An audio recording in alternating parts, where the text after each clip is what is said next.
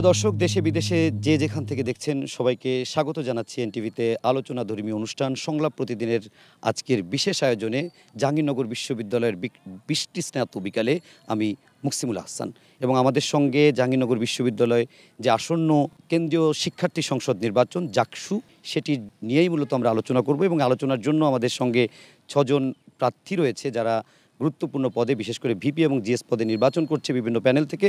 আমরা শুরুতেই পরিচিত হব তাদের সঙ্গে। আমার ঠিক ডানে রয়েছে বাংলাদেশ জাতীয়তাবাদী ছাত্রদল সমর্থিত প্যানেলের ভিপি প্রার্থী শেখ সাদি এবং তারপর রয়েছে বাংলাদেশ গণতান্ত্রিক ছাত্র সংসদ সমর্থিত প্যানেল শিক্ষার্থী ঐক্য ফোরামের জিএস প্রার্থী আবু তৌহিদ মোহাম্মদ সিয়াম এবং তারপরে রয়েছে সাংস্কৃতিক এবং সামাজিক সংগঠনের বিভিন্ন প্রতিনিধিদের নিয়ে সমন্বয় গড়ে ওঠা একটি প্যানেলের ভিপি প্রার্থী মাহফুজুল ইসলাম মেঘ এবং আমার বামে রয়েছে অভ্যুত্থানে অংশ নেওয়া বিভিন্ন স্বতন্ত্র প্রার্থীদের সমন্বয়ে গঠিত জোটের ভিপি প্রার্থী আব্দুর রশিদ জিতু এবং তারপর রয়েছে বাংলাদেশ ইসলামী ছাত্র শিবির সমর্থিত সমন্বিত শিক্ষার্থী জোট এর জিএস প্রার্থী মাজহারুল ইসলাম এবং সর্ববামে রয়েছে সম্প্রীতির ঐক্য প্যানেলের ভিপি প্রার্থী অমর্ত্য রায়। আপনাদের 6 জনকেই স্বাগত, কৃতজ্ঞতা এবং ধন্যবাদ জানাচ্ছি এনটিভির আজকের এই বিশেষ সংলাপ প্রতিদিনে।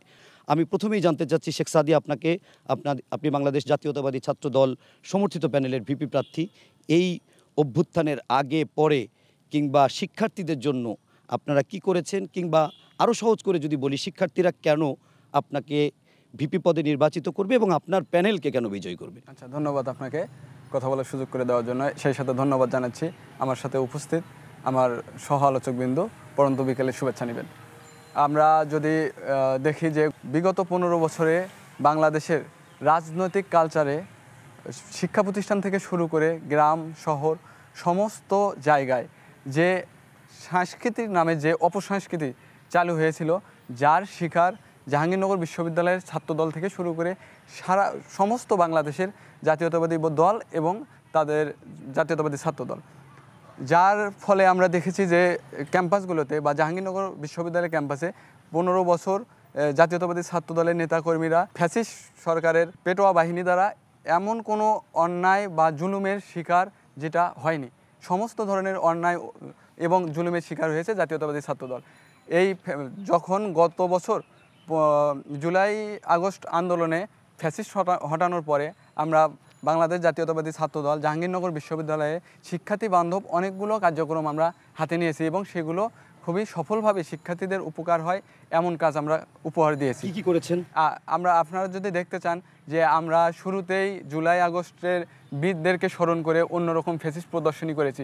যে আমাদের জুলাই আগস্টে ছাড়াও এই 15 বছরে ফ্যাসিস্ট শাসনামলে যে সকল মানুষ ক্ষয়ক্ষতির সম্মুখীন হয়েছে, যারা গুম খুম নির্যাতনের শিকার হয়েছে, তাদের আমরা ফটো বা ছবি প্রদর্শনী করেছি আমাদের এই ছবি চত্বরে। এরপরে যদি আমরা দেখি যে আমাদের এক ছোট বোন গত বছর এখানে পাশেই এই অটোরিকশা অ্যাক্সিডেন্টে মারা গেছে, যার ফলে বেপরোয়া গাড়ি যাতে না চলে ক্যাম্পাসের ভিতরে, তার একটা উদ্যোগ স্বরূপ আমরা ক্যাম্পাসের এবং ক্যাম্পাসের বাহিরে হাইওয়েতে অনেকগুলো বিলবোর্ড লাগাইছি যে সচেতনতামূলকভাবে। এছাড়াও আমরা আমাদের ক্যাম্পাসে তরি নামক একটা ছিন্নমূল শিশুদের শিক্ষা কার্যক্রম পরিচালিত হয়। সেখানে ছিন্নমূল শিশুদের শিক্ষা কার্যক্রমকে এগিয়ে নেওয়ার জন্য আমরা তাদের মাঝে শিক্ষা সামগ্রী বিতরণ করেছি। এটি তো কোনো দলীয় প্ল্যাটফর্ম না, এটি তো আগে থেকেই আছে, তাই না? আমরা দলীয়ভাবে তাদেরকে শিক্ষা কার্যক্রমকে এগিয়ে নেওয়ার জন্য আমরা ছিন্নমূল শিশুদেরকে এটা করেছি। এছাড়াও আপনারা দেখবেন যে শিক্ষার্থী বান্ধব যে আমাদের রমজান মাসে প্রতিটা হলে সমস্ত শিক্ষার্থীদেরকে নিয়ে আমরা ইফতার মাহফিলের আয়োজন করেছি। আমরা একটা মেয়েদের একটা নাইট টুর্নামেন্টের আয়োজন করেছি। এছাড়াও যদি আমরা উল্লেখযোগ্যভাবে দেখি, আমাদের ক্যাম্পাসটা আবাসিক এবং এই আবাসিক বিশ্ববিদ্যালয়ে সমস্ত শিক্ষার্থী হলে অবস্থান করে। শুধু আমাদের সিটটা নিশ্চিত, এখন 5 তারিখের পরে আমরা সমস্ত শিক্ষার্থীর সিটটা নিশ্চিত করতে পেরেছি। এর আগে দেখা গেছে গণরুম গেস্টরুম কালচারের মতো একটা অপসংস্কৃতি ছিল, যার ফলে আমাদের শিক্ষার্থীরা সিটের নিশ্চয়তা পাইলেও তারা খাদ্য এবং স্বাস্থ্য সেবার নিশ্চয়তা ছিল না।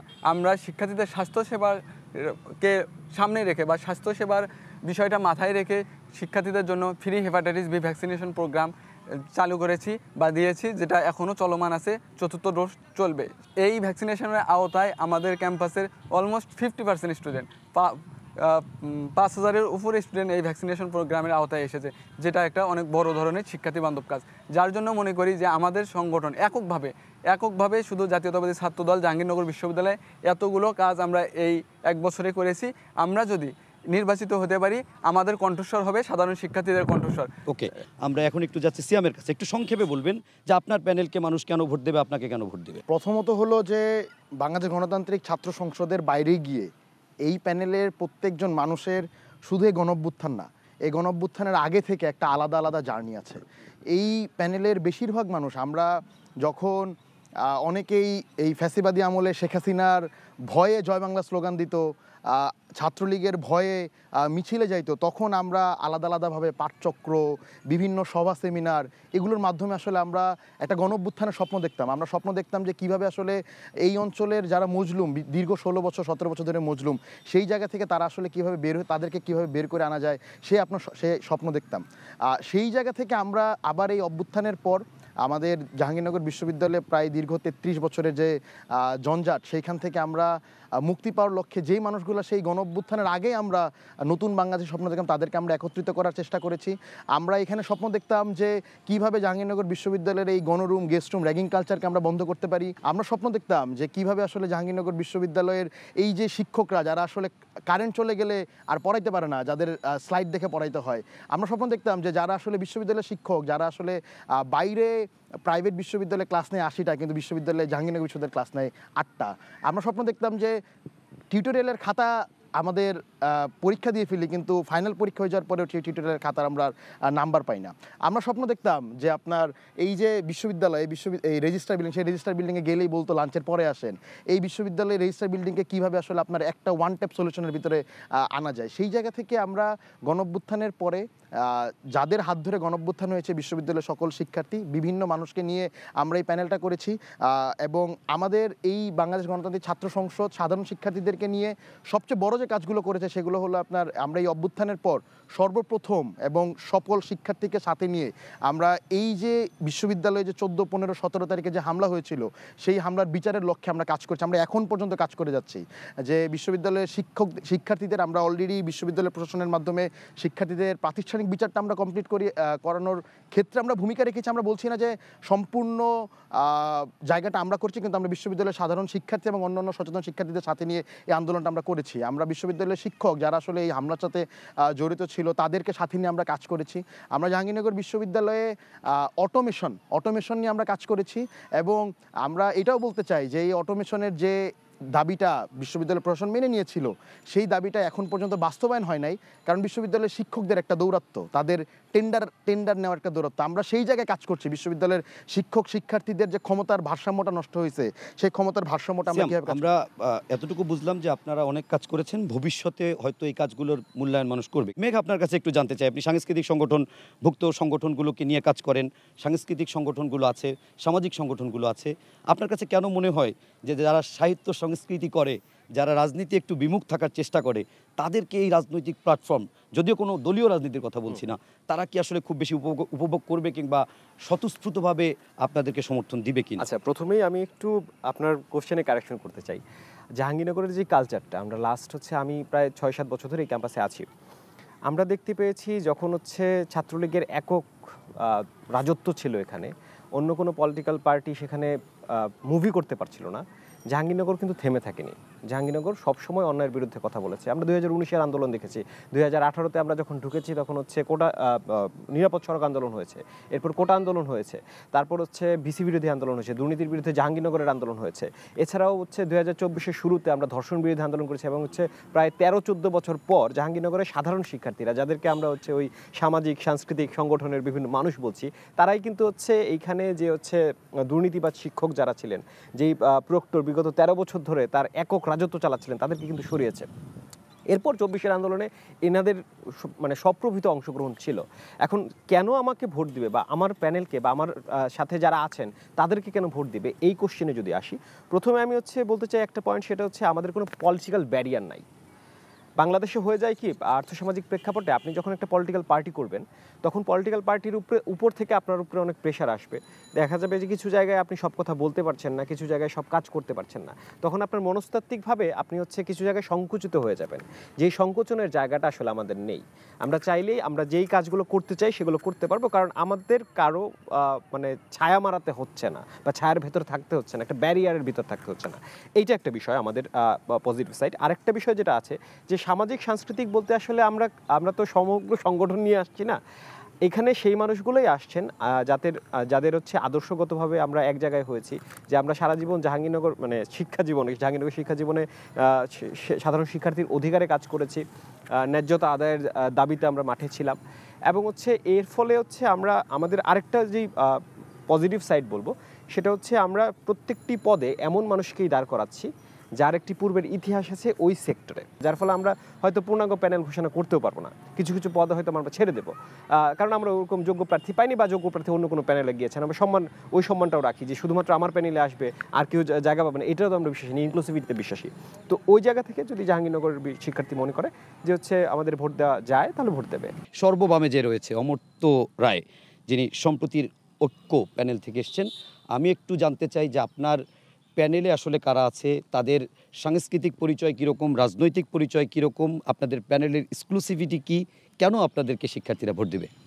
এখানে প্রথমত বলে রাখি 5 আগস্ট পরবর্তী সময়ে আমরা বাংলাদেশে যে সংখ্যাগরিষ্ঠের যে আধিপত্য এবং বর্গায়নের যে রাজনীতি, সেই রাজনীতির বাইরে যে আমাদের প্যানেলের যে ইনক্লুসিভিটির জায়গা, সেটা হচ্ছে যে আমাদের প্যানেলে 11 জন নারী প্রার্থী রয়েছেন, আমাদের প্যানেলে 7 জন আদিবাসী প্রার্থী রয়েছেন, এবং একই সাথে আমরা প্যানেলে নিশ্চিত করেছি যে ভিন্ন দলমত পথের যে মানুষ, যেই মানুষেরা আসলে সবসময়ই একটা নির্দিষ্ট বর্গায়নের বাইরে যেতে পারেন না কিংবা তাদেরকে যেতে দেওয়া হয় না, এবং ট্যাগিংয়ের কারণে যেই আমরা পাহাড়ের যেই নিপীড়ন কিংবা এখানকার যেই সংখ্যালঘু সম্প্রদায় কিংবা এখানকার যেই সংখ্যাগরিষ্ঠতার বিপরীতে দাঁড়িয়ে যেই সংগ্রাম, সেই সংগ্রামে নিপীড়িত হওয়া যে মানুষজন, তাদের যারা প্রতিনিধি, আমরা তাদেরকে অন্তর্ভুক্ত করার একটা জায়গায় আমরা গিয়েছি। এবং একই সাথে আমাদের কাছে মনে হয় যে সামনের যে বাংলাদেশ, সেই বাংলাদেশ 5 আগস্টে যেটা হওয়ার কথা ছিল, যেখানে আমরা দলমত নির্বিশেষে সকল মানুষের কণ্ঠস্বরটা থাকবে, আমরা 5 আগস্টের পরে দেখেছি সেটা থাকে নাই। তো সেই যে থাকে নাই, সেই না থাকা এবং সামনের দিনে যেই আমরা একটা আগাম ফ্যাসিবাদের বাণী শুনছি বা বার্তা দেখছি, সেই ফ্যাসিবাদ যেন আবার আমাদের মধ্যে না আসতে পারে এবং বাই বুক যে ফ্যাসিবাদ, সেই ফ্যাসিবাদ যেন না আসতে পারে, সেই জন্য আমরা এই প্যানেলকে বিবেচনা করছি এইভাবেই যে এখানকার যেই জাহাঙ্গীরনগরের যে নারী শিক্ষার্থীরা, জাহাঙ্গীরনগরের যেই শিক্ষার্থীরা, তারা সবাই এই প্যানেলকে পছন্দ করবে এই জন্যই যে আমরা আসলে সবার কণ্ঠস্বর হয়ে উঠতে চাই। আমি একটু মাঝার আপনার কাছে যেতে চাই। আমি জাহাঙ্গীরনগর বিশ্ববিদ্যালয়ে উন্মুক্ত বাতাসে অনেক দিন পর ছাত্র শিবির, তো অভ্যুত্থানের আগে এই বিশ্ববিদ্যালয়ের শিবির এক ধরনের নিষিদ্ধই ছিল। তো তারপর আপনারা এখানে এসে কাজ করছেন, জাকসুতে আমরা যতটুকু দেখলাম নারী সহ আপনারা একটা পূর্ণাঙ্গ প্যানেলও দিয়েছেন। তো আপনাদের এখানকার অবস্থান কীরকম এবং আপনারা কতটা শিক্ষার্থী বান্ধব? যেহেতু 5 আগস্টের আগে আমরা আপনাদের প্রকাশ্যে দেখিনি, সুতরাং 5 আগস্ট পরবর্তী 1 বছরে আপনাদের কার্যক্রম কি আছে যে কারণে আপনাদেরকে শিক্ষার্থীরা ভোট দিবে? আমি আমার জায়গা থেকে একটি সংশোধনীর জায়গাটি আনতে চাই। সেটি হলো এক প্রকার নিষিদ্ধ নয়, বরঞ্চ জোরপূর্বক আমাদের রাজনৈতিক কার্যক্রমকে বাধাগ্রস্ত করা হয়েছে। বিগত 35টি বছর যেই গণতান্ত্রিক চর্চাটি আমরা করার সুযোগ পেতাম, কিন্তু সেই জায়গাটি আসলে একটি অনিয়মের বেড়াজাল দিয়ে আসলে আমাদেরকে ফ্যাসিবাদী কায়দায় আমাদের কার্যক্রমকে বন্ধ রাখা হয়েছিল। সেই জায়গা থেকে যখন 24-এর গণঅভ্যুত্থানে শুধুমাত্র বিগত 17 বছর নয়, একটা বড় কনটেক্সটের এই দেশে যে আসলে ভোগবাদী কাঠামো কিংবা এই দেশে আসলে যেই ম্যাটেরিয়ালিজমের যে একটা পলিটিক্সের চর্চা চলছিল, সে জায়গা থেকে একটা নতুন ধাপে ন্যায্যতা এবং নিষ্ঠার যেই স্বপ্ন আমরা এখন বর্তমানে দেখতে পাচ্ছি বাংলাদেশে, সেই জায়গা থেকে বাংলাদেশ ইসলামী ছাত্র শিবির জাহাঙ্গীরনগর বিশ্ববিদ্যালয়ে পুনরায় তার প্রকাশ্য কার্যক্রম শুরু করতে পারে। এবং প্রকাশ্য কার্যক্রম শুরুর পরপরই বাংলাদেশ ইসলামী ছাত্র শিবির 1977 সালের পর থেকে শুরু করে শিক্ষার্থী বান্ধব সবসময় শিক্ষার্থী বান্ধব ছিল। তার স্বচ্ছতার জায়গায় অনেক বেশি ট্রান্সপারেন্ট ছিল, তার অধিকার আদায়ের ব্যাপারে অনেক বেশি সাহসী ভূমিকা ছিল। সেই জায়গা থেকে আমাদের সবসময় ম্যান্ডেট ছিল এটাই, যে এই বিশ্ববিদ্যালয়ে শিক্ষার্থীরা আসলে পড়াশোনা করতে আসে, একটি একাডেমিক এনভায়রনমেন্ট চায়, তারা আসলে পলিটিক্যাল লেজুরবৃত্তি, পলিটিক্যাল যেই ডোমিনেন্স, ভায়োলেন্স, সেই ভায়োলেন্স আসলে কখনোই ফেস করতে চায় না। সেই জায়গাগুলো যেন আমাদের কাছ থেকে কখনোই এই শিক্ষার্থীরা কখনোই যেন সেগুলো ফেস না করে। সেই জায়গা থেকে আমাদের প্রথম প্রকাশক কার্যক্রম আসার শুরু থেকে আমরা আমাদের প্রথম বর্ষের শিক্ষার্থীদের শিক্ষাবৃত্তি প্রদান করার চেষ্টা করেছি, শীত বস্ত্র বিতরণ কার্যক্রম করার চেষ্টা করেছি।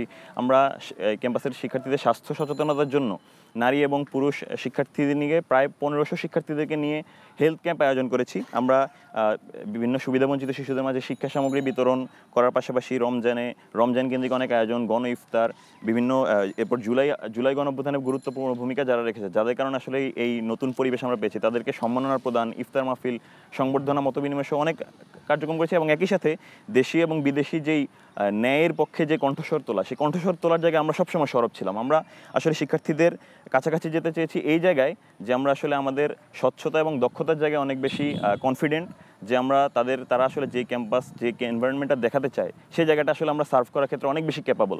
সেই জায়গা থেকে আমরা মনে করি আমাদের শিক্ষার্থীরাও আমাদেরকে খুব ভালোভাবে গ্রহণ করেছে, কারণ আমরা যেহেতু আমাদের চর্চাটা খুব হেলদি চর্চার মাধ্যমে শিক্ষার্থীরা বেনিফিটেড হয়, এবং আমরা যে প্যাশনটা আমরা আপহোল্ড করি, যে আমরা আসলে শিক্ষার্থী বান্ধব, সেই বান্ধব পরিচয়টা আমরা তাদের কাছে প্রকাশ করতে পারি। গত এক বছরে কাজ করতে যে ক্যাম্পাসে কোথাও আপনারা বাধাগ্রস্ত হয়েছেন?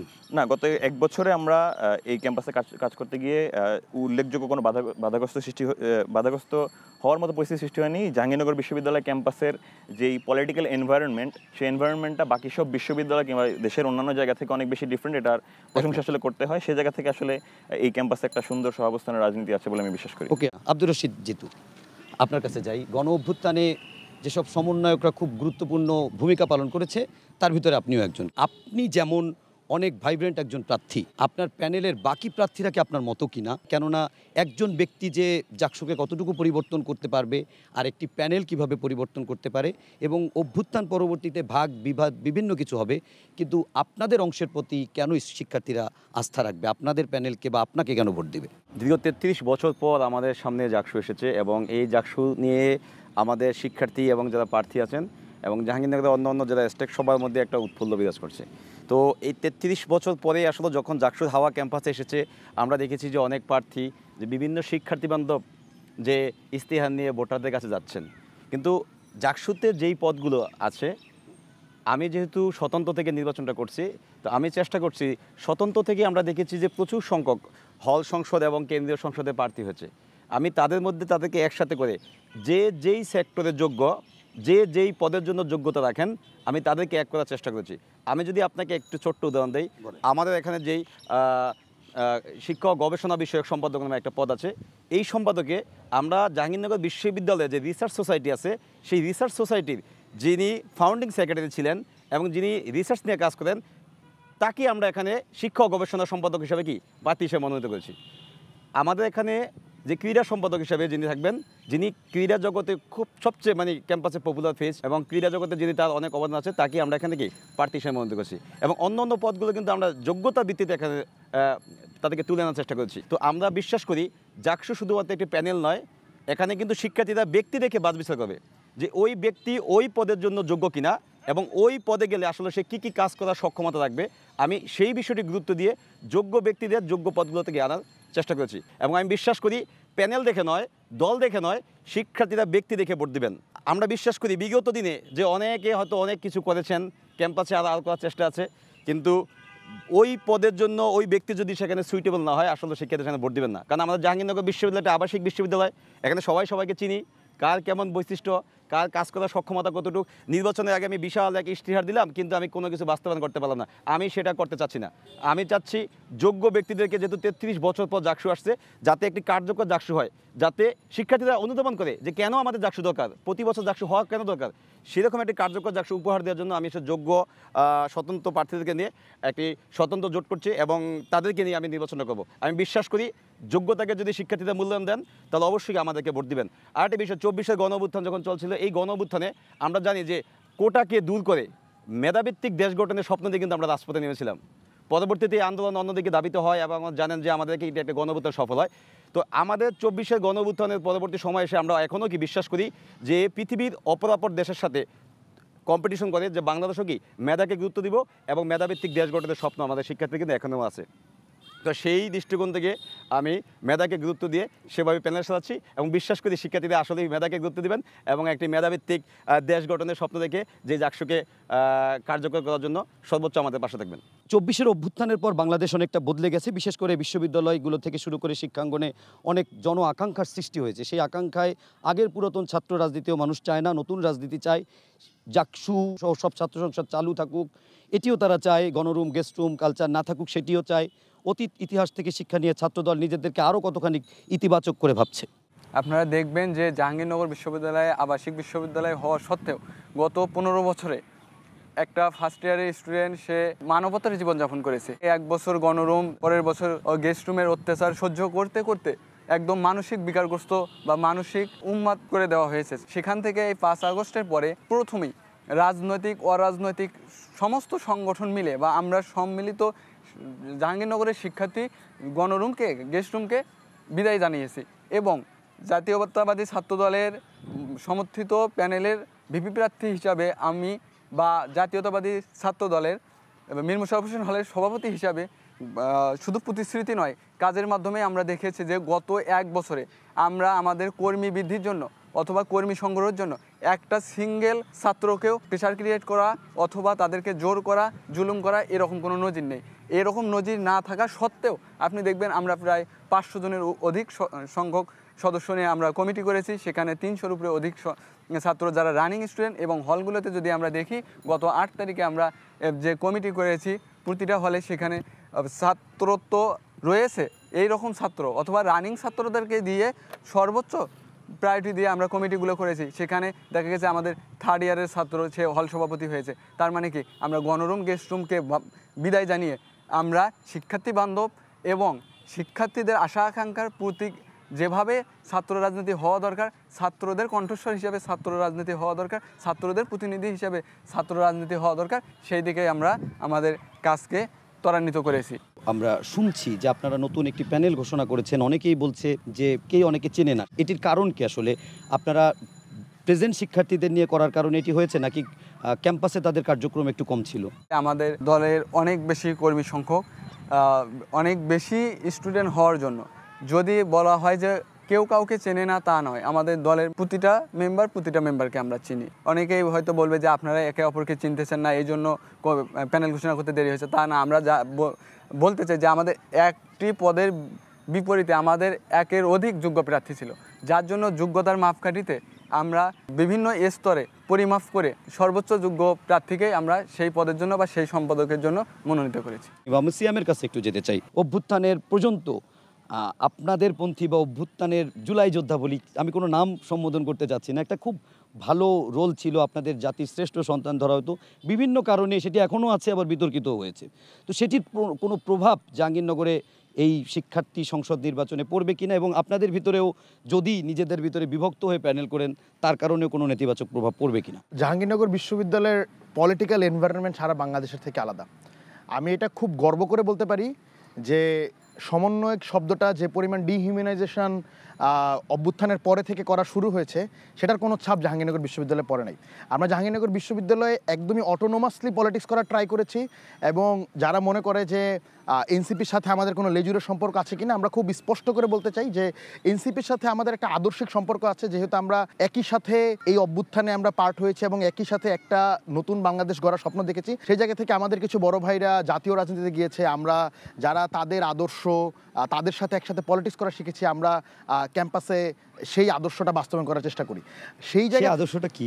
বাংলাদেশে ধর্ম বর্ণ নির্বিশেষে সকল জাতের সকল বর্ণের মানুষকে নিয়ে ইনক্লুসিভ যে বাংলাদেশ করার কথা আমরা অনেক আগে থেকে বলে আসছিলাম, সেই আদর্শের কথা আমরা বলছি। সেই জায়গা থেকে সারা বাংলাদেশের সমন্বয়কদেরকে এবং সমন্বয়কদের নিজেদেরও দায় আছে, তারা অনেকে টাকার কাছে বিক্রি হয়েছে।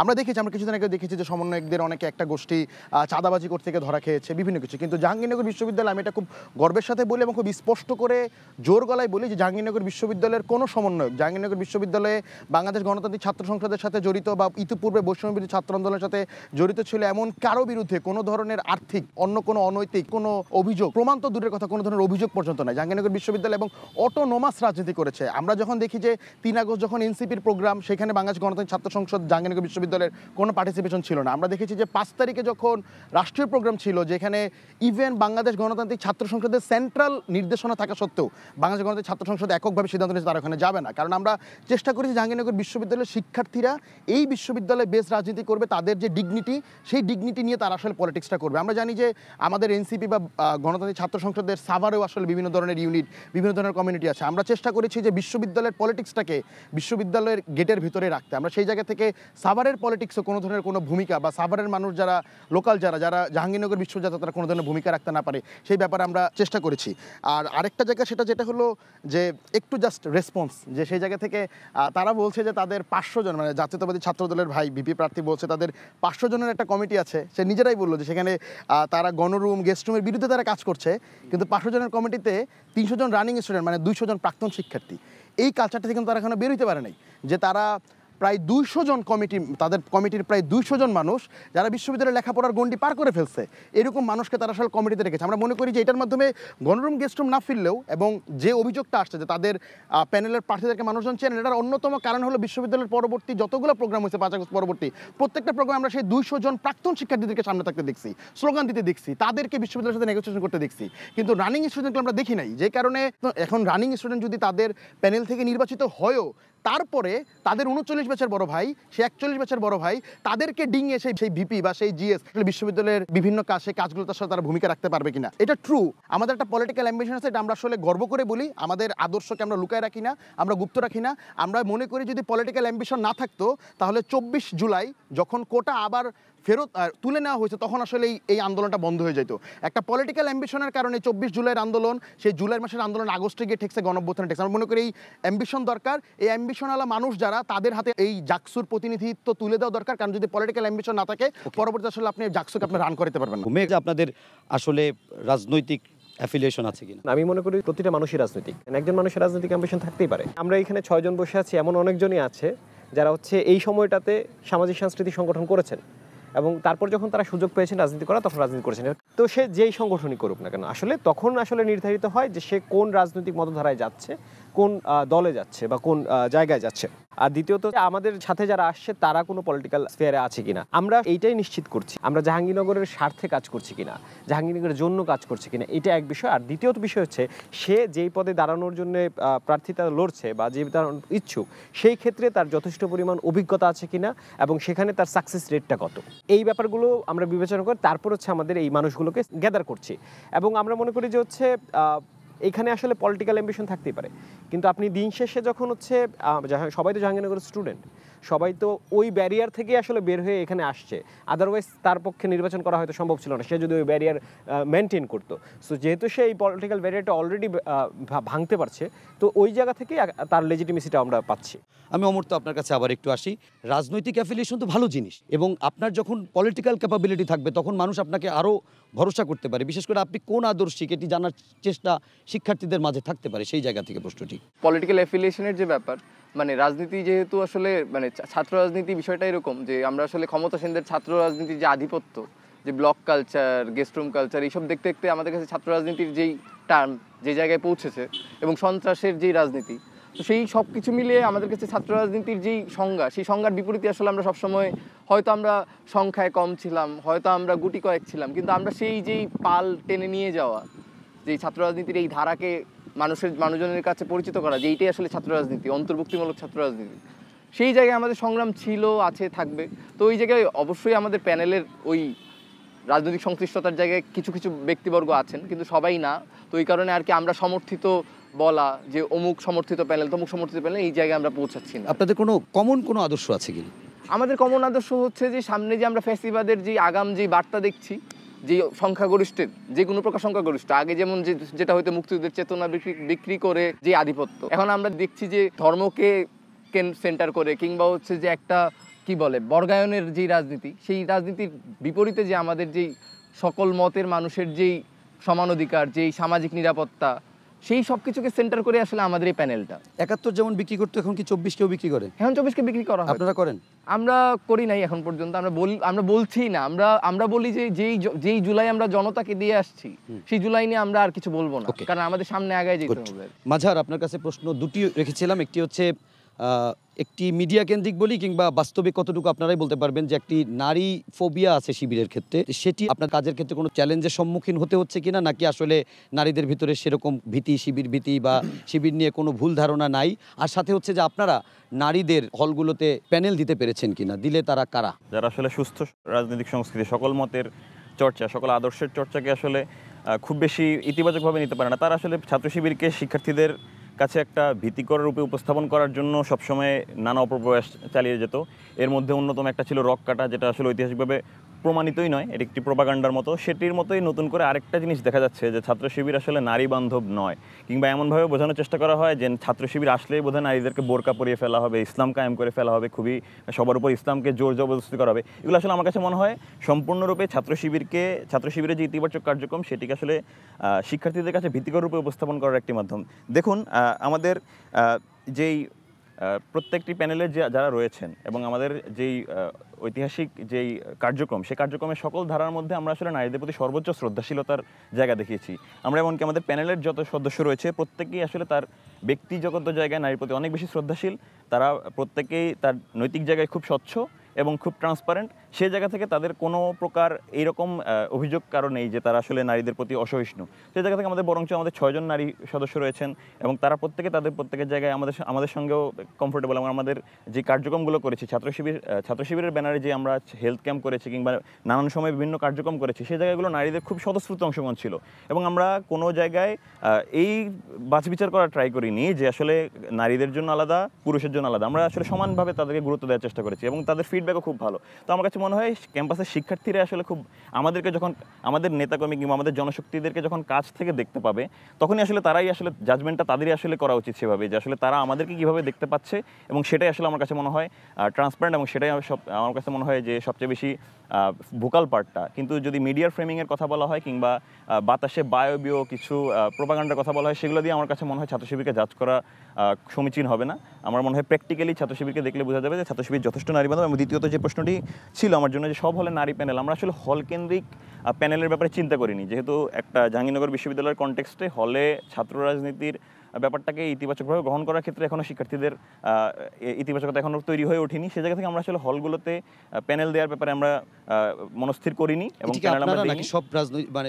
আমাদের জায়গা থেকে স্পষ্টভাবে অনেকেই করতে পারেন সেটা, কিন্তু আমরা আমাদের জায়গা থেকে প্যানেল করা কিংবা দলীয় সমর্থনে সে জায়গায় যাইনি। এবং সবাইকে আসলে স্বতন্ত্রভাবে কিংবা স্বকীয়ভাবে, অবশ্যই দলীয় পরিচয়ে তার যদি কোনো ব্যক্তির দলীয় পরিচয় থাকে সে যে পরিচয় করতে পারেন, সেই ক্ষেত্রে একই সাথে নারীদের হলগুলোতেও আসলে আমাদের যারা নারী শিক্ষার্থীরা রয়েছেন তারাও নিজ নিজ জায়গা থেকে আসলে করছেন, কিন্তু কোনোভাবে আসলে রাজনৈতিকভাবে প্যানেল করা কিংবা কোনো একটা ফ্রেমের ভেতর আসা, সেটাতে আমরা আসলে ইতিবাচক হইনি। ওকে, জিতু, আপনার কাছে একটু জানতে চাই, আপনাদের যেহেতু অভ্যুত্থানে বিশেষ করে আপনার একটি ভূমিকার কথা আলোচনা হয়, বলা হয়, আপনারা 24 বিক্রি করেন কিনা? আমি 24 পরবর্তী সময়ে যেই সব কারণগুলো সামনে রেখে পদত্যাগ করেছিলাম, সেটা ছিল যে 24-এর চেতনা থেকে বিচ্যুতি হওয়া। কোন জায়গা থেকে পদত্যাগ করেছিলেন? আমি যখন আমাদের বৈষম্যবিরোধী ছাত্র আন্দোলন ছিলাম এবং একই সাথে কেন্দ্রীয় সমন্বয়ক ছিলাম, তো সেখান থেকে কিন্তু পদত্যাগের আমাদের 3টি কারণ ছিল। যে গণঅভ্যুত্থানের চেতনাকে লালন না করা, এবং আমরা যে আদর্শ নিয়ে মূলত আন্দোলনে গিয়েছিলাম সেই আন্দোলন থেকে বিচ্যুত হওয়া। আমরা দেখেছি আমাদের অনেক সমন্বয়ক সেখানে তাদের এই জুলাইকে বিক্রি করে বিভিন্ন জায়গায় তারা তাদের স্বার্থ হাসিল করেছে। তারা নিয়োগ বাণিজ্য, তদবির বাণিজ্য, বন্দর দখল, এবং এমন কোনো জায়গা নাই সচিবালয়ে মুভমেন্ট থেকে শুরু সকল জায়গাতে তাদের আধিপত্য বিস্তার করেছিল। আমাদের 24-এ যে সকল হিরোরা ছিল, এখন কিন্তু অনেকেই সেখানে হিরো থেকে কিন্তু ভিলেনে পরিণত হয়েছেন। শিক্ষার্থীদের উপরে যাদের ডাকে মুহূর্তের মধ্যে হাজার হাজার মানুষ জড়ো হতো, অথচ এখন দেখা যায় তারা ডাকলে 10 জন মানুষই কি জড়ো হয় না। তো আমরা দেখেছি যে এই চেতনা থেকে যখন তারা বিচ্যুত ঘটেছে, তখন থেকে কি আমরা সেখান থেকে চলে এসেছি। তো আমি ব্যক্তিগত বিশ্বাস করি যে 24-কে আমরা হৃদয়ে ধারণ করি। 24 বিক্রি করে খাওয়ার জন্য কিন্তু আমরা কী করিনি। আমাদের যেই সকল সহযোদ্ধারা জীবন দিয়ে গেছেন, নতুন একটি বাংলাদেশের স্বপ্ন দেখে জীবন দিয়ে গেছেন। তো আমরা যখন 24 নিয়ে কথা বলি, তখনই আমাদের চোখের সামনে ভেসে ওঠে যে আমাদের শহীদ ইয়ামিনের দৃশ্য, আমাদের চোখের সামনে ভেসে ওঠে যে আমাদের দুই হাত প্রসারিত করে আবু সাইদের দৃশ্য, আমরা দেখি নাফিসা মারারের দৃশ্য, আমরা ওয়াসিমকে দেখি, আমরা আলিফকে দেখি, আমরা শ্রাবণকে দেখি, আমরা সদ্যকে দেখি। আমাদের সামনে এখনও অসংখ্য আহত শহীদরা আছে, আহত ব্যক্তিরা আছেন যারা আন্দোলনে এসে তাদের অঙ্গহানি ঘটেছে, তারা কিন্তু এখনও সরকারিভাবে এখনও কি সুচিকিৎসা পান নাই, তারা এখনও স্বাভাবিক জীবনে ফিরতে আসে নাই। আমাদের অনেক শহীদ পরিবার এখনও কান্নাকাটি করেন, যে কেন কান্নাকাটি করেন, যে আদর্শ নিয়ে তাদের সন্তানরা এই রাজপথে এসে জীবন দিয়েছে, এখন যারা অভ্যুত্থানের নেতা তারা কিন্তু সে সঠিক আছে নাই। তো আমি ব্যক্তিগত মনে করি, যদি আমাদের এই সকল শহীদ পরিবারগুলো যদি দেখতো যে উদ্দেশ্য নিয়ে তারা রাজপথে জীবন দিয়ে গেছেন, তারা যদি দেখতো রাষ্ট্রের একটা উন্নয়ন হয়েছে এবং নতুন যে নয়া রাজনৈতিক বন্দোবস্ত কথা আমরা বলি, সেটা যদি সঠিক রাস্তা থাকতো, তাহলে কিন্তু তারা কিন্তু কি তাদের, আমি মনে করি তারা তাদের আত্মা শান্তি পাতো। তো আমি মনে করি কখনই আমি 24-এর কাছে 24 বিক্রি করে খাইনি, আগামীতেও যতদিন থাকি 24-কে বিক্রি করে খাবো না, এবং 24-কে যতদিন পারি হৃদয়ে ধারণ করবো, এবং এই 24-এর চেতনাকে বুকে ধারণ করে সামনে এগিয়ে যাব। ওকে, আমি এবার সবার কাছেই শেষ প্রশ্নে যাব। 2-3টা করে প্রশ্ন থাকবে, কিন্তু উত্তর খুব সংক্ষেপে দিতে হবে। শেখ সাদিয়া, আপনার কাছে যে আপনারা যাদেরকে মনোনয়ন দিয়েছেন তাদের আসলে যোগ্যতার প্যারামিটার কি একদম ছোট্ট করে বলবেন? অন্য প্রশ্ন আছে। আমরা যদি বলি যে আমাদের দল বাংলাদেশ জাতীয়তাবাদী দল, জাতীয়তাবাদে বিশ্বাস করে, 71 এবং 24-কে ধারণ করে, সৎ, যোগ্য, নেতৃত্ব গুণাবলী সম্পন্ন এই ধরনের ব্যক্তি যাদেরকে আমরা চিনি, বিভিন্ন আন্দোলন সংগ্রামে দেখেছি, এবং একই সাথে ইনক্লুসিভ প্যানেল করার জন্য আপনারা দেখবেন যে আমাদের জাতীয়তাবাদী ছাত্র দল সমর্থিত যে প্যানেল, সেখানে প্রথম 2টা পদে ভিপি এবং জিএস, আমরা একজন জিএসকে নারী শিক্ষার্থীকে জিএস হিসাবে মনোনীত করেছি বা সমর্থিত করেছি। এইখান থেকে আমি প্রশ্নে যাই, আপনারা জিএস হিসাবে নারী, আপনি এর সঙ্গেই বলতে পারবেন, আপনারা জিএস হিসাবে নারী প্রার্থী দিয়েছেন, এবং আপনারা সহ মোট 2 জন নারী প্রার্থী জিএস, ভিপি প্রার্থী কেউ জিএস পদে, ভিপি প্রার্থী পদে কোনো নারী নাই, 3টি পদে কোনোই নারী প্রার্থী নেই। বিশ্ববিদ্যালয়ের শিক্ষার্থী প্রায় 50% হইলেও নারী প্রার্থী মাত্র আপনার 25%-এর নিচে। তো এরকম একটি বাস্তবতায় নারীদের জন্য আপনাদের প্রতিশ্রুতি কি থাকবে? আচ্ছা, আপনারা দেখবেন যে এর কিছু ব্যারিয়ার আমরা প্রশাসনকেও দিতে পারি। আমরা জাতীয়তাবাদী ছাত্র দল, আমরা আমাদের যে জিএস প্রার্থী বৈশাখী, আপনি যদি বিগত আন্দোলন সংগ্রামে দেখি, তাকে সেই মুখটাকেই দেখিনি, বা আমি সাদি আমরা যারা এখানে বসছি আমরা একে অপরকে দেখিনি, এমনটা নয়। তো এই যে নারীরা যে ওই সময়ে আমরা দেখেছি, আমরা যত সংখ্যক মানুষ আন্দোলনে এসেছি, আমাদের বোনরাও ঠিক তত সংখ্যকই বা খুবই উইলিংলি সেখানে পার্টিসিপেট করেছে।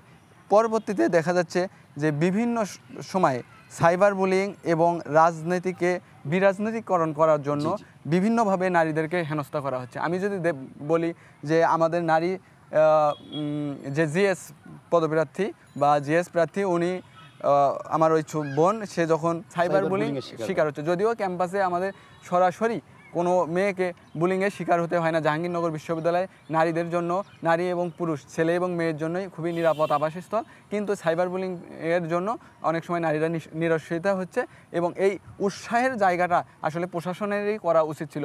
আমরা হয়তোবা কিছুটা হলেও পেরেছি, যার জন্য এত বড় একটা ভাইটাল একটা জায়গায় আমাদের একটা বোনকে নিয়ে আসতে পেরেছি। সাইবার বুলিং এর বিষয়টা যেহেতু বললেন, সেটি নিয়ে একটু বলি যে সাইবার বুলিং যারা করছে তাদেরকে কি আপনারা, মানে শুধু আপনাকে না সবাইকে নিয়েই এই প্রশ্নটা, তাদেরকে আপনারা কি একটি ট্যাগ দিয়েই একটা রাজনীতির ভিতরে সীমাবদ্ধ থাকছেন, নাকি আপনারা প্রার্থীরা সবাই ভাবছেন যে নারীরা যেন সাইবার বুলিং এর শিকার না হয়? না, আসলে প্রার্থীদের কোনো কমিটমেন্ট আছে, আপনারা সবাই মিলে একত্রিত কোনো ঐকমত্য আছে কি? আমাদের কমিটমেন্ট অবশ্যই আছে, কারণ ট্যাগিংয়ের রাজনীতি শেষ হয়ে গেছে।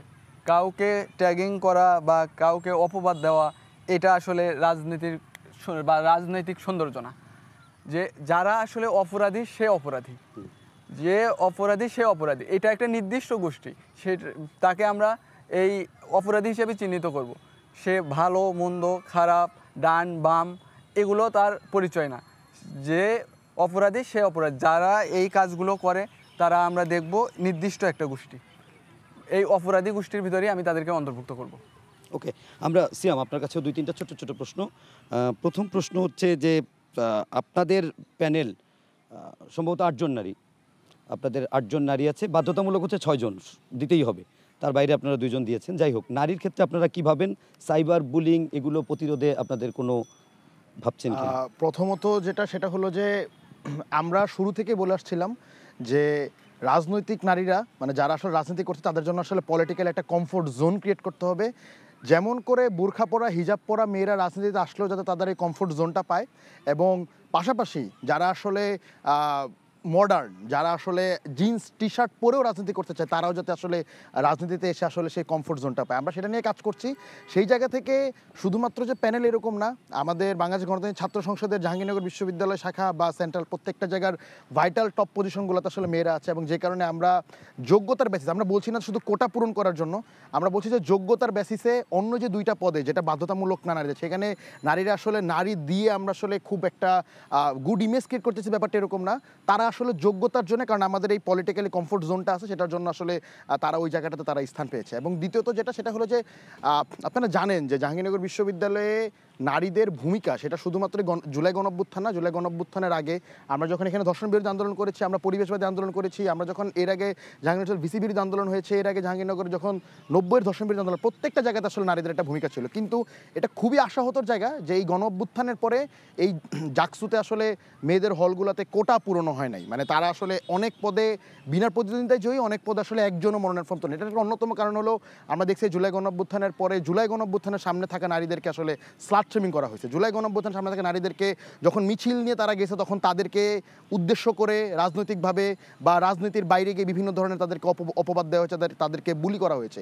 এবং এইটা অনলাইনে প্রচুর বেশি আমরা দেখি যে অনলাইনে কোনো একটা নির্দিষ্ট গোষ্ঠীর বিরুদ্ধে কথা উঠলেই ওইখানে এসে সরাসরি তাদের হাত না থাকলেও তাদের সমর্থক গোষ্ঠীর ওখানে এসে আমাদের উপরে হামলে পড়ে, আমাদের নারী গোষ্ঠীর উপরে হামলে পড়ে। আমরা মনে করি এই ধরনের কারণগুলোতে জাহাঙ্গীরনগর বিশ্ববিদ্যালয়ের নারীর একটা নীরব প্রতিবাদ জানাইছে যে এই জুলাইয়ের গণঅভ্যুত্থানের পরে যে জাকসু, সেই জাকসুকে তারা আসলে অংশ নিচ্ছে। আমরা মনে করি এটা বিশ্ববিদ্যালয় প্রশাসনের দায় ছিল, আমাদের সকল রাজনৈতিক গোষ্ঠীগুলোর দায় ছিল যে যারা আসলে আমরা নারীদের জন্য এই স্পেসটা করতে পারি না, যে স্পেস আসলে নারীরা এসে কথা বলতে পারবে। এবং আরেকটা ভয়ঙ্কর বিষয় যেটা আসলে এইটা স্পেসিফিকভাবে আপনাকে বলতে পারবো না, কিন্তু জাহাঙ্গীরনগর বিশ্ববিদ্যালয়ে এক ধরনের পরিবর্তন হয়ে গিয়েছে, যে পরিবর্তন আমরা এখন আড্ডার জায়গাগুলোতে নারীদেরকে আমরা এখন দেখি না। আমরা জাহাঙ্গীরনগর বিশ্ববিদ্যালয়ের বটতলা রমরমা থাকতো, কিন্তু আমরা দেখুন এই বটতলায় গান বাজান দেখি না। আমরা জাহাঙ্গীরনগর পরিবর্তনটা কবে হয়েছে? এই পরিবর্তনটা গণঅভ্যুত্থানের পরে থেকে হয়েছে। আমরা দেখি যে জাহাঙ্গীরনগর বিশ্ববিদ্যালয় লাস্ট 1 বছরে মুক্তমঞ্চে ভালো কোনো কনসার্ট হয় না, মুক্তমঞ্চে তেমন কোনো প্রোগ্রাম হয় না যেখানে মানুষ মন খুলে আনন্দ করতে পারে। আমরা বটতলায় রাত 11টা 11:30টার পরে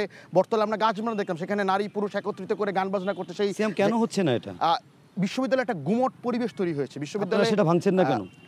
সেইটা ভাঙার জন্যই হয়তোবা আমরা এই জাকসুর চিন্তাটা আমরা করছি। এবং এটা শুধু জাকসু হলেই বা এরকম ব্যাপারটা এরকম, আমরা যদি জাকসু নির্বাচিত নাও হই, আমরা আসলে এই গুমট পরিবেশ ভাঙার চেষ্টা আমরা করব। আমরা জাহাঙ্গীরনগর বিশ্ববিদ্যালয়ের যে সাংস্কৃতিক যে সাংস্কৃতিক যে আধিপত্যটা বাংলাদেশে আছে, সেটার পূর্বের অবস্থায় ফেরত নেওয়ার জন্য এবং সেখান থেকে আরো ভালো করার জন্য আসলে আমরা আমাদের এই প্যানেল। অনেক ধন্যবাদ সিয়াম। আমরা একটু যাচ্ছি মেঘের কাছে। মেঘ, আপনার কাছে একটু জানতে চাই, জাকসু নির্বাচন তো একেবারে অল্প কয়েকদিন পরেই, ঠিকঠাক মতো ভালোভাবে নির্বাচন হবে এরকম হওয়ার ক্ষেত্রে কোনো চ্যালেঞ্জ দেখছেন কিনা, কোনো কারো প্রতি পক্ষপাত দুষ্ট মনে হয় কিনা, বা নির্বাচনের পরিবেশ কেমন দেখছেন? আমাদের জাকসুটা 3বার পেছাইছে। কেন পিছাইলো? এর পেছনে কিছু কারণ ছিল, যে যারা হামলা করেছে তাদের বিচার হয়নি। হামলার আবার 2টা স্টেজ, একটা শিক্ষক, একটা শিক্ষার্থী। শিক্ষার্থীদের একটা বিচার আমরা দেখেছি। এখানে হচ্ছে বিভিন্ন ধরনের মতবাদ আছে যে হচ্ছে যে কম গিয়েছে সে বেশি শাস্তি পেল, যে বেশি অন্যায় করেছে সে কম শাস্তি পেয়েছে, এরকম আসছে। এছাড়াও হচ্ছে শিক্ষকদের বিচারটা কিন্তু এখনো হয়নি। সেটা যদি না হয় তাহলে আসলে শিক্ষার্থীদের মধ্যে আবার ক্ষোভ জেগে ওঠে কিনা, এবং সেই শিক্ষকরা নির্বাচনে কোনো ধরনের ইনফ্লুয়েন্স রাখবেন কিনা, সেই প্রশ্নগুলো, অনেকগুলো ব্যাপার রয়েছে, অনেকগুলো প্যারামিটার রয়েছে। তবে আমার কাছে মনে হয় একটা জায়গা থেকে আমরা এনশিওর করতে পারি, সেটা শিক্ষার্থীদের জায়গা। শিক্ষার্থীরা সেটা মানে একেবারে ডান কোণা থেকে বাম কোণা পর্যন্ত সর্বস্তরের শিক্ষার্থীরা আসলে জাকসু চায়। শিক্ষকরা চায় না? হ্যাঁ, শিক্ষকরা চায় না, এইটা নিয়ে আমি কনফিউজড। কেন কনফিউজড আপনি? ব্যাপারটা হচ্ছে ওইটাই যে হচ্ছে দেখেন, আমরা হচ্ছে এমন অনেক কিছু দেখেছি, যেরকম হচ্ছে যদি আমি বলি যে প্রার্থী তালিকা তোলার জন্য যেই চেষ্টা, সেখানে যে পরিমাণ ভোগান্তির সৃষ্টি করা হয়েছে আমাদেরকে। আমার হচ্ছে আইডি কার্ড ফাইনাল করতে হয়েছে, সব ক্লিয়ারেন্স তৈরি করতে হয়েছে, যেটা আমার মানে ফাইনাল আমি মাস্টার্সের সার্টিফিকেট নেওয়ার সময় যদি করতে হয় তাহলে করতে হতো। তো আমি কি মাস্টার্স সার্টিফিকেট নিচ্ছি, ক্যাম্পাস থেকে রিলেশন সব শেষ হয়ে যাচ্ছে, নাকি আমাকে কেউ চেনে না? এইটা একটা বিষয়। আর একটা বড় কনসার্ন যেটা এখন শুনছি, ভোট দেওয়ার জন্য হচ্ছে আমার এই সবগুলো কাজ করতে হবে। আমরা যেখানে দেখতে পাচ্ছি নারী শিক্ষার্থীরা আসলে প্রার্থীতাই তুলতে চাচ্ছেন না, সেখানে কেন নারী শিক্ষার্থী কী দায় পড়েছে যে সে হচ্ছে হল থেকে এই লাইব্রেরিতে এসে সেখানে ফর্ম ফিল আপ করবে, তারপরে ব্যাংকে যাবে টাকা জমা দেওয়ার জন্য, আবার ডিপার্টমেন্টে যাবে সাইন নেওয়ার জন্য? ওয়াই? এই যে ভোগান্তির কারণগুলো। এছাড়াও পোষ্য কোটা নিয়ে ঝামেলা তৈরি করা, তারপর হচ্ছে হল কমিটি দেওয়ার মাধ্যমে যে শিক্ষার্থীদের মধ্যে প্রশ্ন এক ধরনের কোন্দল তৈরি হওয়ার চেষ্টা করা, এই ব্যাপারগুলো না আমাদের মাঝে আসলে এই মানে কনসার্নটা তৈরি করে যে আসলে শিক্ষকরা চান কিনা। এত চ্যালেঞ্জের পরেও কিরকম জাকসু হবে মনে হচ্ছে নির্বাচন? জাকসু যদি হয় ভালো হবে, মানে এখনো যদির ভিতরে আছে, মানে কোনো কারণে জাকসু ইলেকশন কি আটকে যেতে পারে?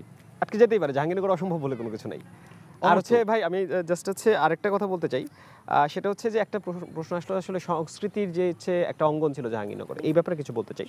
সংস্কৃতির রাজধানীও বলা হচ্ছে। হ্যাঁ, সংস্কৃতির রাজধানী বলা হয়, আমিও বিশ্বাস করি যে সংস্কৃতির রাজধানী জাহাঙ্গীরনগর। সিয়ামের কথা একটু করতে চাই যে জুলাইয়ের পর থেকে অনুষ্ঠান হয়েছে, মুক্তমঞ্চ অনুষ্ঠান হয়েছে, তবে সেখানে আসলে দর্শকের একটা ঘাটতি আমরা দেখেছি আসলে। তবে এখানে আসলে সংস্কৃতি সব তো আর কোয়ালিটিফুল হয় না। সো কোয়ালিটিফুল অনুষ্ঠান যতগুলো হয়েছে, আমি নিজের সাক্ষী, আমি নিজে সাংস্কৃতিক কর্মী ছিলাম, আছি, মুক্তমঞ্চ ভরা দর্শক হয়, এখনও হয়। আরেকটা ব্যাপার হচ্ছে বটতলার যে আলাপটা আসলো, দ্যাটস ট্রু জেসি, আমার কথা যে আসলেই কমে গেছে। কেন কমে গেছে আমি একটা ছোট্ট উদাহরণ দিই। আমার থিয়েটারের এবং হচ্ছে নাট্যম নামে একটা সংগঠনের একটা ছোট ভিডিও ক্লিপ নাট্যমের সংগঠন থেকে পেজ থেকে আপলোড করা হয়েছিল। সেটা নিয়ে হচ্ছে একটা মানে বেনামি পেজ যেগুলো থাকে আর কি, সেখানে ট্রলিংয়ের একটা হিড়িক লাগে এবং সেটা মোটামুটি সবাই সাপোর্ট, মানে আমরা যখন হচ্ছে নিজের নামে আসে না অন্যের নামে আসে তখন ওইটাকে সবাই সাপোর্ট দিই, যতক্ষণ না সেটা নিজের নামে আসছে সবাই এই ব্যাপারটা নিয়ে একটা হাইপ তুলে। তো এরপরে একজন সাধারণ শিক্ষার্থী কেন চিন্তা করবে যে হচ্ছে বটতলায় গিয়ে সে একটা ডান্স মুভ করবে বা একটা গান ধরবে, সে যে কোনো মুহূর্তে ট্রলিংয়ের শিকার হতে পারে। যতক্ষণ না এই এনশিওরিটি আমি পাচ্ছি, এটা শুধুমাত্র প্রশাসনের কাজ না, প্রশাসন হয়তো বা সরকারের কাছে বলতে পারে এদেরকে ধরেন, সাইবার বুলিং যারা করছে আইডেন্টিফাই করেন, ওটা করতে পারে। কিন্তু আমরা শিক্ষার্থী হিসেবে এই যে আমার উপর যতক্ষণ না দায় আসছে বা আমার উপরে অ্যাটাক আসছে, ততক্ষণ পর্যন্ত আরেকজনের অ্যাটাককে আমি এনজয় করছি। মনে রাখতে হবে এই সেম চিন্তাধারা শেখ হাসিনাকে স্বৈরাচার করে তুলেছিল। ওকে অমর্ত্য, যে কথাটি মেঘ বলেছিল একটু যদি ব্যাখ্যা করে বলতেন যে জাকসু নির্বাচন হওয়া নিয়ে কোনো আসলেই শঙ্কা আছে কিনা, চ্যালেঞ্জ কি দেখছেন, এবং সব মিলে কেমন হবে জাকসু নির্বাচন? জাকসু হওয়া নিয়ে শঙ্কার জায়গা যেটা, যে জাকসু আসলে সব কিছু, জাকসু না হওয়ার ব্যাপারে আমি সব দায় আসলে শিক্ষকদের দিতে চাই না। আমি আসলে দায়টা দিতে চাই আসলে বাংলাদেশের রাজনৈতিক দলগুলোকে। আমরা আসলে দেখি যে 90 পরবর্তী সময়ে তারা হয়তো 90-র যে এরশাদ পতন যে আন্দোলন, সেই আন্দোলন থেকে তারা বোধহয় শিক্ষা নিয়েছে যে ছাত্র সংসদ নির্বাচন হলে তো আসলে স্বৈরাচার হওয়া যায় না, একটা অগণতান্ত্রিক ব্যবস্থা কায়েম করা যায় না। তো আমরা দেখি যে 90-92-এর পরেই বিষয়গুলোকে এমন জায়গায় নিয়ে যাওয়া হয়েছে যে ছাত্র সংসদ নির্বাচন হলে খুন হবে, এই হবে। যেমন আমাদের ক্যাম্পাসে শিক্ষকদের সাথে কথা বলতে গেলেই যে আরেকটা যদি লাশ পড়ে যায়, তো এই যে আশঙ্কাগুলোর কথাকে এইভাবে বলা, তো সেই জায়গাগুলো আমাদের মানে একদম সমন্বিত যে একটা কনসেনসাস, যে একমত হওয়া আর কি, যে আমরা আসলে জাকসুর ব্যাপারে, জাকসু যেহেতু একটা আইডিয়াল স্পেস বিশ্ববিদ্যালয়, তাহলে জাকসু আমরা নিশ্চিত করব। এই যে কিছু জায়গায় একমত হওয়া, সেই একমত হওয়ার সংস্কৃতিটা আসলে মানে জারি রাখা উচিত আর কি, যে জাকসু আসলে করতে হবে, এই জায়গায় নিশ্চিত করা লাগবে, আমি জিতি হারি। এমন সমস্যা যেটা হয় যে আমাদের সবার মধ্যে হয়তো চিন্তা থাকে যে আমরা তো এবার জিতবো না, তাহলে কি আসলে জাকসুটা এবার না হোক। তো এই যে এই ব্যাপার, তো এই সব কিছু মিলিয়ে আর কি জাকসু নিয়ে একটা দোলাচল থাকে। তো আমরা মনে করি যে জাকসু এবার হবে। আরেকটা জিনিস একটু বলেন, এই গত এক বছরে ক্যাম্পাসের পরিবেশ যেটা, তাতে হচ্ছে সবাই তো আপনারা আছেন মূল স্টেক হোল্ডার যারা, কোনো কি বড় ধরনের মারামারি কিংবা সংঘর্ষ এগুলো হয়েছে? হ্যাঁ, মানে 5 আগস্টের পরে যেটা হয়েছে যে আমরা আসলে যেটা আসলে চাই নাই 5 আগস্টের আগে আমাদের কথা ছিল যে আমরা আইনের অনুশাসন যেটা, সেটা নিশ্চিত করব, যে প্রতিটা নাগরিক, কারো যদি ভুল থাকে, কারো যদি ত্রুটি থাকে, তাহলে সে যে আইন আছে সেই আইনের আওতায় যাবে এবং সেই অনুযায়ী শাস্তি পাবে। আমরা দেখলাম যে এখানে একটা মবের মধ্য দিয়ে সন্ত্রাসী সংগঠন ছাত্রলীগের একজনকে পিটিয়ে মেরে ফেলা হলো। তো সেই পিটিয়ে মেরে ফেলার পরে আমরা 30-40 জন 50 জনের যে আমরা সেটা নিয়ে মিছিল করলাম, আমরা সেটার শাস্তি চাইলাম, কিন্তু আমরা তারপরে দেখলাম যে আমরা যে 50 জন যে শাস্তি যাচ্ছি সেটা নিয়ে আমাদের কাঠগড়ায় দাঁড় করানো হচ্ছে এবং ভয়াবহ মবের ট্রলিং, এবং আমাদের যে নারী সংগঠক যারা ছিলেন তাদের পুরনো ছবি বের করে সেগুলো নিয়ে বিভিন্ন পেজে ছড়িয়ে একটা ভীতির যেই জায়গা, এই যে আজকে নারীরা যে বিভিন্ন জায়গায় নেই বা সেটা তো পরিবেশ নাই। যখন একজন শিক্ষার্থী দেখছেন যে ক্যাম্পাসের কোনো নারী সংগঠক হচ্ছে অনলাইনে বুলিংয়ের শিকার হচ্ছেন, তখন তার সাহস কোত্থেকে আসবে? যখন দেখছেন যে আমি যখন আমাকেও আসলে ট্রলিংয়ের শিকার করা হচ্ছে, যখন একজন শিক্ষার্থী কীভাবে আশা করবে যে তার ভীতির জায়গা নেই, তার সাহসের জায়গা নেই? তো এখানে একটা ভীতি সঞ্চার করা হয়েছে অনলাইন স্ফেয়ারে। অফলাইন স্ফেয়ারে হয়তো ওই শামীমুল্লাহ হত্যাকাণ্ডের বাইরে কিংবা রাঁচি হত্যাকাণ্ড, যেটা রিকশার যেই অ্যাক্সিডেন্টের ঘটনা, সেই অ্যাক্সিডেন্টের বাইরে, কিন্তু বিষয়টা হচ্ছে যে আমাদের অনলাইন অফলাইন দুই স্ফেয়ারেই আসলে যেই সহাবস্থান, দুই স্ফেয়ারেই যেটা সেটা জারি রাখা লাগবে আর কি। ওকে, অনেক ধন্যবাদ অমর্ত্য। আমরা একটু যেতে চাই মাঝহার, আপনার কাছে একটু জানতে চাই যে প্রার্থীদের কাজের মানে নির্বাচনী প্রচারণা শুরু হয়ে গেল বলা যায়, তো প্রার্থীদের কাজ করতে কোনো সমস্যা হচ্ছে কিনা, নির্বাচনের ক্ষেত্রে আপনিও কোনো চ্যালেঞ্জ দেখেন কিনা, সব মিলে জাকসু কেমন হবে বলে মনে হচ্ছে? হ্যাঁ, প্রার্থীদের জায়গায় কিছু চ্যালেঞ্জ রয়েছে। এই ক্যাম্পাস, এই যে নির্বাচনী আচরণবিধি, এই আচরণবিধি একই সাথে প্রশাসন যতটা স্ট্রিক্ট করেছে, এবং একই সাথে দেখা গিয়েছে প্রশাসন এই জায়গায় যথেষ্ট শৈথিলতাও প্রদর্শন করছে। এবং একই সাথে প্রার্থীদের এই যে সিএম যেটা মেনশন করছিল, মেঘ ভাই যেটা মেনশন করছিল যে একজন শিক্ষার্থীকে তার বৈধতা প্রমাণ করার জন্য যে পরিমাণ প্রক্রিয়া আসলে মধ্য দিয়ে তাদেরকে নিয়ে যাওয়া হয়েছে, এটি আসলে নিরুৎসাহিত করারই শামিল হয়ে যায়। তো সেই জায়গায় প্রশাসনের আমার মনে হয় কিছু জিনিসে আরও বিচক্ষণতার জায়গা ছিল, যে এই জিনিসগুলো সহজ করে শিক্ষার্থীদের গণতান্ত্রিক চর্চায় আরও বেশি আগ্রহী করে তোলা। যেহেতু দেখা যাচ্ছে বাংলাদেশে শিক্ষার্থীরা আসলে রাজনীতি থেকে আসলে তাদের আস্থা হারানো শুরু করেছে, সেই জায়গায় রাজনীতিমুখী করা কিংবা সুস্থ রাজনৈতিক ধারাটার সাথে তাদেরকে আরও বেশি এঙ্গেজ করার জায়গায় প্রশাসন মনে হয় আরও বেশি ভূমিকা রাখতে পারতো।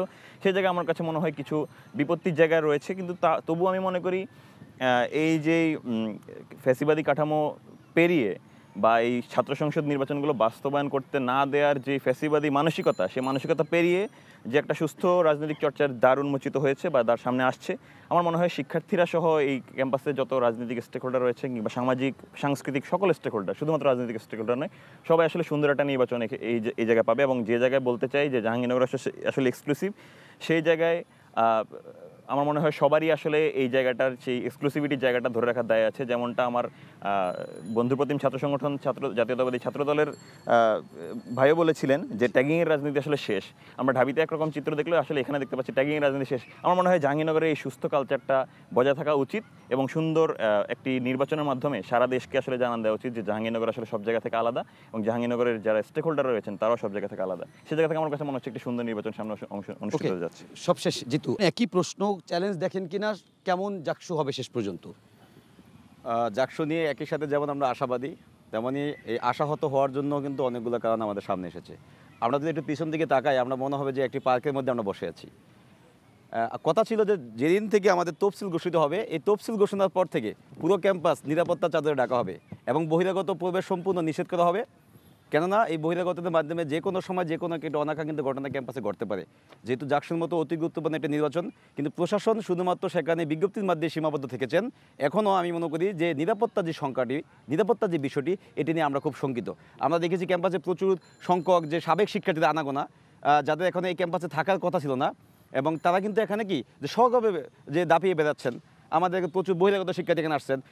তাহলে একটা সুষ্ঠু সুন্দর নির্বাচন কিভাবে আমরা আশা করতে পারি যদি আমাদের নিরাপত্তার বিষয়টি সর্বোচ্চ গুরুত্ব দিয়ে প্রশাসন সেটাকে যদি ঠিক করতে না পারে, তাহলে তো জাকসু একটা সুষ্ঠু নির্বাচন হওয়া সম্ভব না। তা আমরা মনে করি প্রশাসনের এখনও উচিত যে জাহাঙ্গীরনগর বিশ্ববিদ্যালয়ে যে কোনো রকম বহিরাগত প্রবেশ চলবে না যতদিন পর্যন্ত নির্বাচনটা সম্পন্ন না হবে, এবং সাবেক শিক্ষার্থীরা যারা এই নির্বাচনে বিভিন্নভাবে হস্তক্ষেপ করার চেষ্টা করতেছেন এবং যারা এখনও ক্যাম্পাসে যে দাপিয়ে বেড়াচ্ছেন, আমরা তাদেরকে যে ক্যাম্পাস থেকে এই জাকসু নির্বাচনের আগ মুহূর্তে যে ক্যাম্পাসে তাদেরকে আমরা দেখতে চাই না।